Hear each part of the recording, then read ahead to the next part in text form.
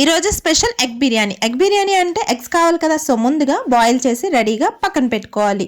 తర్వాత ఇంకొక కుక్కర్ని తీసుకొని అందులో ఆయిల్ని యాడ్ చేసుకోవాలి. ఇంకా 2 మీడియం సైజ్ ఆనియన్స్ని సన్నగా కట్ చేసుకొని ఇందులో హాఫ్ వరకు కుక్కర్లో వేసుకొని మంచిగా కలర్ వచ్చినంత వరకు కూడా ఫ్రై చేసుకోవాలి. మీడియం టు హై ఫ్లేమ్లో కరకరలాడుతూ ఉండే ఈ ఫ్రై ఆనియన్స్ అయితే రెడీ అయిపోయి, సో ఇవైతే పక్కన పెట్టుకోవాలి.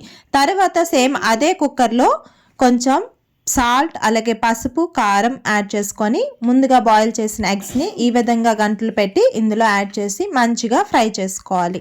ఒక 2 మినిట్స్ ఫ్రై చేస్తే చక్కగా అయిపోతుంది, పక్కన పెట్టుకోవాలి. తర్వాత సేమ్ అదే కుక్కర్లో గరం మసాలా స్పైసెస్ ఏవి అవైలబుల్గా ఉంటే అవన్నీ యాడ్ చేసుకొని కొంచెం కాజు పచ్చిమిర్చిని యాడ్ చేసుకోవాలి. తర్వాత ఇంకా హాఫ్ ఆనియన్స్ ఉన్నాయి కదా, అవి ఇందులో యాడ్ చేసేసి ఫ్రై చేయాలి. ఫ్రై చేసిన తర్వాత ఇందులో 1 టేబుల్ స్పూన్ వరకు అల్లం వెల్లుల్లి పేస్ట్ని కూడా యాడ్ చేసుకోవాలి.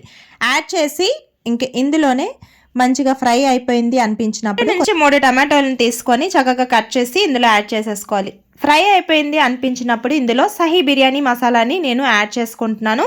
ఇది ఒకవేళ లేకపోతే కనుక జీలకర్ర పొడి, ధనియాల పొడి, గరం మసాలాని 1 టేబుల్ స్పూన్ని యాడ్ చేసేసుకోవాలి. అందులోనే ఒక 2 టేబుల్ స్పూన్ వరకు పెరుగుని అలాగే కొత్తిమీర పుదీనాని నెక్స్ట్ ఫ్రై చేసిన ఆనియన్స్ని కలుపుకొని కొంచెం టేస్ట్కి తగినంత సాల్ట్ని అయితే యాడ్ చేసేసుకోవాలి. సాల్ట్ యాడ్ చేసి ఒకసారి అంతా కలిసిన తర్వాత మనం ముందుగా రైస్ని అయితే వాష్ చేసి పెట్టుకోవాలి. 1 కప్పు రైస్కి 1.5 కప్పు వరకు వాటర్ని అయితే యాడ్ చేసుకుంటే సరిపోతుందన్నమాట. ఈ విధంగా యాడ్ చేసుకొని ఇందులోనే ఒకసారి మళ్ళీ మొత్తం అంతా కలిసేలా కలుపుకోవాలి.